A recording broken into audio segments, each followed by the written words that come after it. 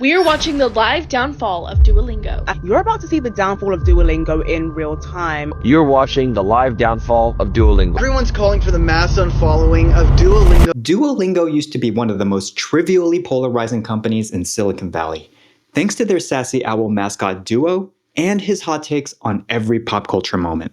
But now, Duolingo is in the hot seat, and Duo can't take the heat. We've successfully bullied them off the internet. All their videos are gone. Just like that. Duolingo went from Silicon Valley meme king to Elon-level villain, practically overnight. But what actually happened? Is the company doomed, or are they just ahead of their time? Even if you've never used Duolingo, you probably know the brand, or at least the bird. Duo isn't just a mascot, he's a cultural icon. Part coach, part troll, part threat. He's like an unhinged version of Microsoft's Clippy, helping you navigate your language learning journey. For years, Duo was the soul of the brand. But as the company leaned hard into AI, aka replacing human workers with AI, something changed. The lessons got worse, the features sucked more, and the vibes got colder. And even the most dedicated users felt betrayed enough to forfeit their years-long streaks. Despite being a Duolingo girly for over 5 years, I will be deleting my account and my app. It wasn't always this way though. And to understand the company's fall, we have to look at the rise. Duolingo didn't start from nothing. Its founder, Luis von Ahn, was the creator of CAPTCHA and reCAPTCHA, tools that are supposed to help websites verify that you're actually human. But in reality, CAPTCHA was just a tool used to help train AI. But understanding CAPTCHA's mission and what it eventually became tells us a lot about Duolingo's business strategy. Let me explain. CAPTCHA was supposed to stop bots, but in reality, it was training AI using unpaid human labor. You'd type in distorted words or select traffic lights to prove that you were human to get those Eras Tour tickets or the latest Nike drop. But behind the scenes, you were helping AI learn how to see. Luis sold this tech to Google in 2009, and 2 years later, he founded Duolingo with the same core idea: make users do valuable work for free. Duolingo's original business model was to find customers who needed stuff translated. For example, a French university wants to translate historical documents into English. Duolingo would then get users who were learning English on the app to translate French passages into English. They turned language learners into unpaid translators. Companies would pay to get stuff translated, and users would put in the work to learn another language for free. It wasn't that successful, and Luis hated the idea of ads, subscriptions, and in-app purchases. But as investors, not so much. And soon, Luis succumbed to the pressure. In 2015, they added ads to the app. Then in 2017, they introduced Duolingo Plus, a $10 per month subscription that removes ads and adds a few new features. In 2022, they got rid of Plus and rebranded it as Super Duolingo and bumped up the price to $13 a month for all the same features. Join millions of super learners progressing faster with features like no ads and unlimited hearts. And in 2023, they introduced an even higher tier, Duolingo Max. So original. Max includes new AI features like Explain My Answer and Roleplay, where you basically talk to ChatGPT for $30 a month. All the benefits of Super Duolingo, plus new features powered by artificial intelligence. Each step in the pricing ladder drove higher revenues, even if it meant deviating away from its core mission of bringing free language education to the world. That Max update was pretty controversial, and we'll come back to it later. But I want to talk about how Duolingo actually grew into the behemoth that it is today. And it's not because it's great at teaching a language. Duo is one of the most recognizable corporate mascots out there, and he's a core part of Duolingo's acquisition and retention strategy. Duolingo had early initial success, but according to their former head of product, Jorge Mazel, by 2018, daily active users on the app was slowing, despite being the top downloaded education app in the world. Among things like introducing a leaderboard and gamifying the app experience even more, Duolingo brought their mascot to life by essentially turning him into Microsoft's Clippy. Duo the Owl now reminds you to do your lessons, and the app icon changes Duo's look. Continue your streak, and Duo becomes a rising phoenix. Don't launch the app in a month, and Duo melts away. It scolded you to keep going, and it guilt-tripped you for not continuing, like your not-so-subtle tiger mom. Jorge said that the streak feature is one of Duolingo's most powerful engagement mechanics. But Duolingo didn't stop there. The reason why most people know what Duolingo is today is probably because of a TikTok video. What are you? An idiot sandwich. Idiot sandwich what? An idiot sandwich.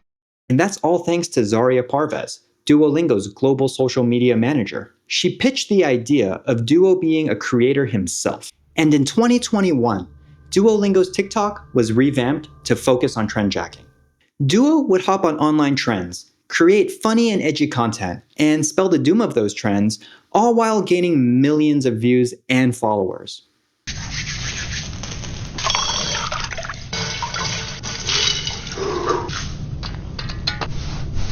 And this strat was wildly successful, turning Duolingo into a household brand. Today, they boast 130 million monthly active users. They bring in over $700 million in revenue, and they have 17 million TikTok followers. For a while, Duo was beloved by Duolingo users and non-users alike. But the tables started to turn when Duolingo made a decision that even the most dedicated fans couldn't stand behind. Remember when Duolingo rolled out that $30 a month plan called Duolingo Max? The one with the built-in AI tutors? Yeah, that wasn't just a new feature. That was the start of a full-blown identity shift. Not long after this rollout, Duolingo got rid of 10% of their lesson writing contractors, replacing them with AI-generated content reviewed by a skeleton crew of humans. And soon after, users started noticing something was off. Misgendered words, nonsensical sentence structure, roleplay chats spitting out robotic or culturally insensitive responses, and lessons that were just outright wrong. Now, to be fair, Duolingo had mistakes before AI, but back then, users could go into the community forums to report errors, read explanations, and crowdsource help. Except Duolingo shut those forums down in 2022, right before the AI rollout. And people didn't like that. And maybe, just maybe, to distract us from this shift, in February of this year, Duolingo pulled off a bizarre stunt. They announced that Duo the Owl was dead. They sent users to a website telling them to work on their lessons to bring Duo back. And it worked. The campaign went viral. Duolingo got people to use the app en masse, and Duo was resurrected. I guess you could say, I put the fun in funeral. So yeah, please, just do your lesson, because next time, it won't be a fake death. But for a lot of users, the whole thing felt disingenuous. Despite all this, the company continued to double down. In April, Luis sent out an email out to all employees saying that they're now an AI-first company. He claimed that this would help them get closer to their mission. To teach well, we need to create a massive amount of content. And doing that manually doesn't scale. We owe it to our learners to get them this content ASAP. Chop chop, worker bees. AI slop is exactly what people want. And not surprisingly, this didn't go over well with either employees or users. A month later, Luis backtracks. I'm making the man who caused this mess accountable for his behavior. I'm demanding answers from the CEO, Luis Von On.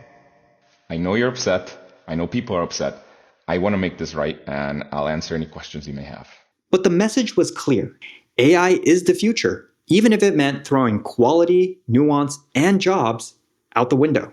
And Duolingo has been facing criticism ever since. As a speech-language pathologist, I know that language learning needs the human component. But regardless of the backlash, it doesn't matter if it teaches you what you want to learn, right? So let's say you're okay with the AI, the layoffs, and the weird Cybertruck owl lore. You don't care about the drama. Duolingo is a language learning tool, and you're here to learn. Well, that's where things get more gray. Let's start with the biggest misconception about Duolingo. It's not really designed to teach you a language. It's designed to make you feel like you're learning one.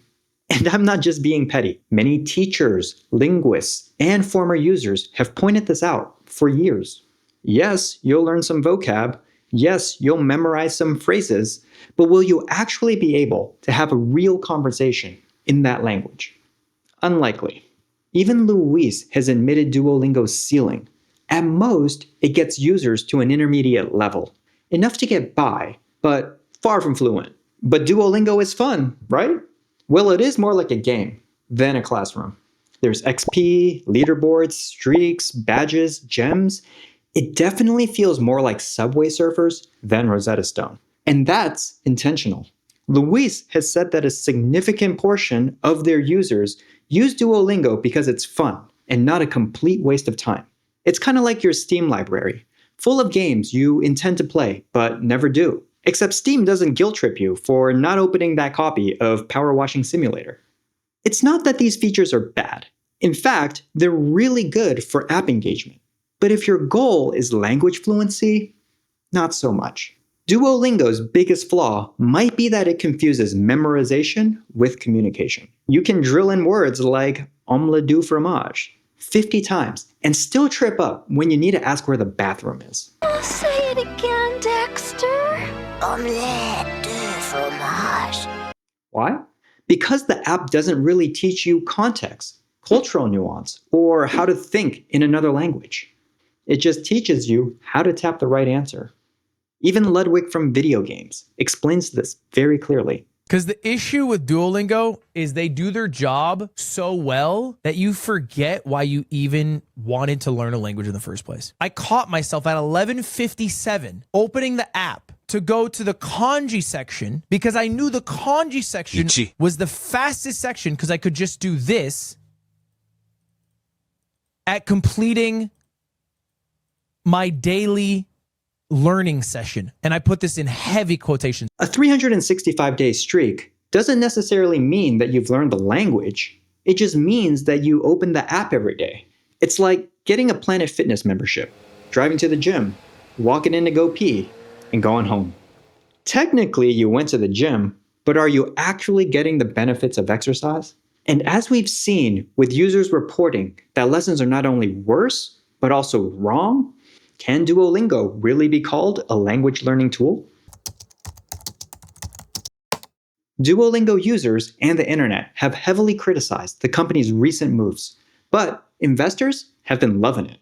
Duolingo stock is currently trading at all-time highs, and the company is worth 7 times what it was worth just 2 years prior. Daily active users grew 50% year over year. Paid subscriptions are up 40%, and revenue is also up 40%. While we see all these headlines about saving money with AI, Duolingo is actually spending more money this year than it did last year on expenses. R&D expenses are up 40%. Sales and marketing expenses are up 30%. So all that AI talk about cutting costs? Yeah, Duolingo is actually spending more than ever. If the product is getting worse, but the stock is mooning, what does that say about the real business model here? So is all of this criticism against Duolingo unwarranted? Because from the outside, the company looks like it's thriving. The education landscape is changing, whether we like it or not. Duolingo might just be early to the AI edtech game. But here's the problem. If the lessons are wrong, and the platform isn't designed to actually help you learn, is it really education? Going back to Ludwig, he memorized a phrase with ChatGPT, used it with full confidence in Japan, and only confused the locals. Oh,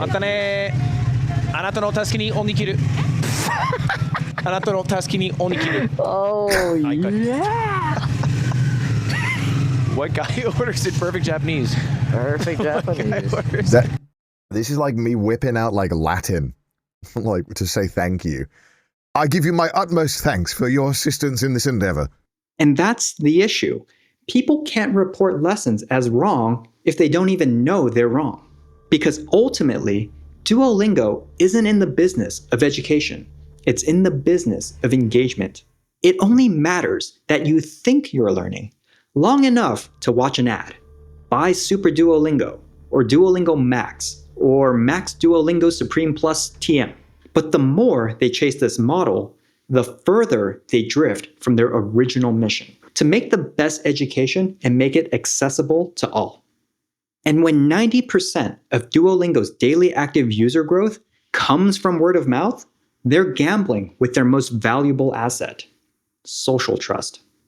Only time will tell if users continue to drop their streaks and drop the app entirely. If you found this interesting, subscribe for more, and tell me what weird phrase Duolingo taught you.